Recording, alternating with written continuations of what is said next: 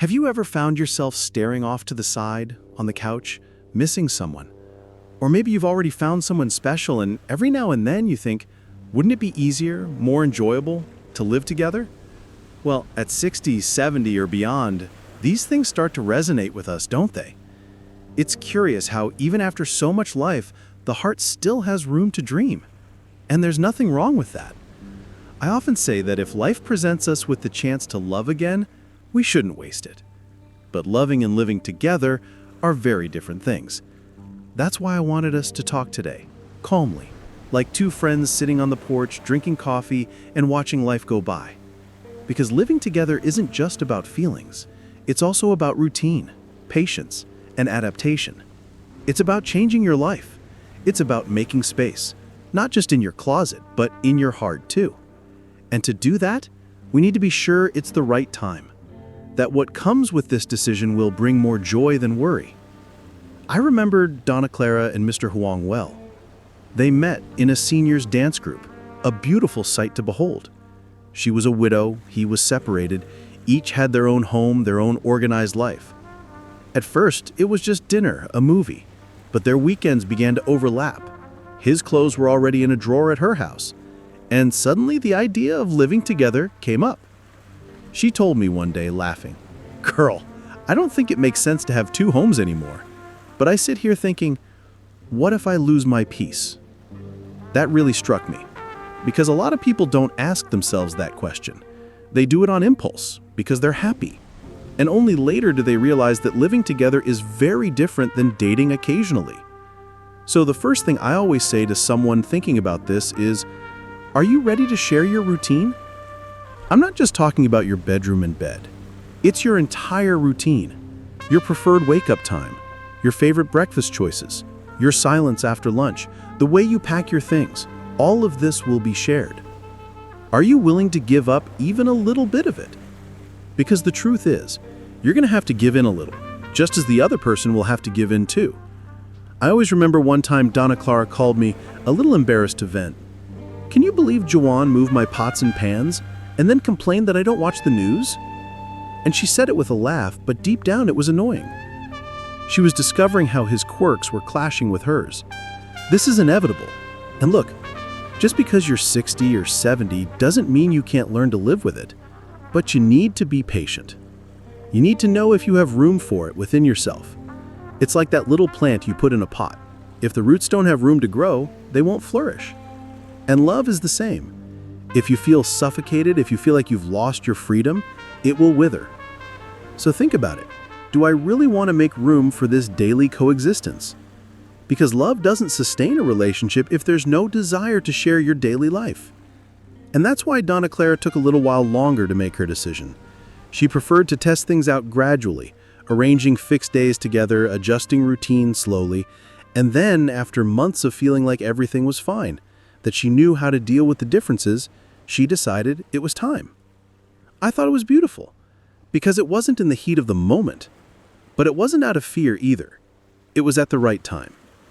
And that's how it should be, in the timing of the heart and also of the head. I know this topic is a lot to talk about, and there's still a lot to talk about, because sharing a routine is just one issue. There are other things that are just as important. And if you'd like, we can continue talking about them right now. So, as I was saying, it's not just routine that counts. There's a second thing I always recommend you think about carefully before making this decision. Have you talked about what each of you expects from this life together? Because, look, there's nothing worse than imagining one thing and finding out that the other person expects something completely different.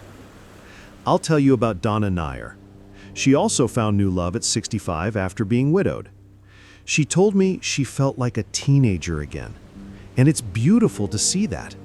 But after a few months of living together, things started to get difficult. She thought they would split all the expenses 50-50, but he thought she would be responsible for the shopping and food. She liked having visitors, but he hated it. She thought about traveling more, but he wanted to stay home. They had never talked about any of this before moving in together, because they only saw each other on weekends and everything was always beautiful. That's why I always say, lay your cards on the table first. Ask him or her what you envision your relationship will be like, who will take care of what, how you'll split the bills, what each of you expects from this new phase. Don't be shy about talking about money, chores, habits. It's better to talk beforehand than to accumulate resentment later. Because at this stage in life, we no longer have time to waste, nor patience for games. Everything is black and white. And you know what's even more important? Respecting each other's individuality. Many people think that living together means doing everything together all the time. It doesn't have to be that way. You can have moments together and moments apart, and that's healthy.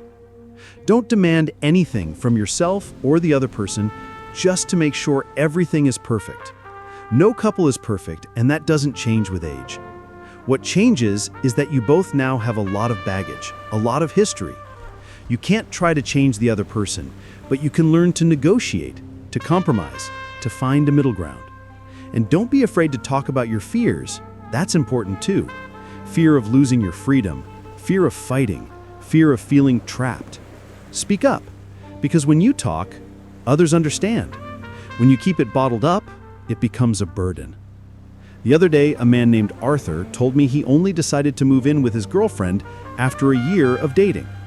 But he insisted on keeping his little room at home with his things as his own little corner for when he needed it. And she understood. I thought it was beautiful, because they found a way that worked for them. And that's how it should be. There's no right formula. There's just what works for both of you. So think carefully. Talk carefully. Don't rush, because the last thing you deserve at this stage of your life is to live in discomfort because you made a decision without thinking it through. And to wrap up our conversation, there's one more thing I'd like you to think about. Something we sometimes forget when we're in love. Are you feeling whole? I know it seems like a strange question, but listen carefully. No one can complete you if you're not whole yourself. No one will solve your loneliness for you. No one will give meaning to your life if you don't take care of it first. I've seen many good people rush into things, clinging to a relationship just to avoid being alone, and then end up even sadder. Don't do that to yourself. You deserve someone who adds to your life, not to fill a void. You deserve a light love, one that brings peace, one that respects your story, a love that makes you want to wake up smiling in the morning, not one that keeps you awake at night. If you feel comfortable with yourself, that you can be happy alone too, then you're ready to share your life with someone. Because it's not out of need, it's out of choice. And choosing is always better than needing. So before making any decisions, sit down with yourself for a moment.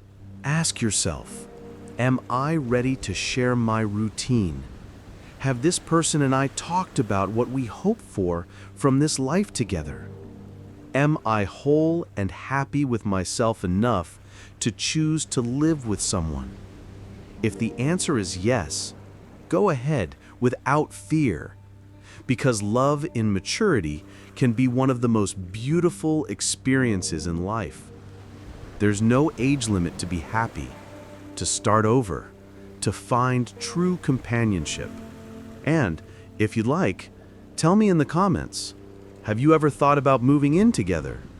Have you had this conversation with someone special? Or are you afraid to take that step? I'd love to hear your story. And if you know someone who's experiencing this right now, share this video with them. Sometimes, advice like this can change everything. Remember, life after 60 can still be full of energy, choices, and joy. You deserve to live well, with or without company. The most important thing is that the decision is yours and that it brings peace to your heart.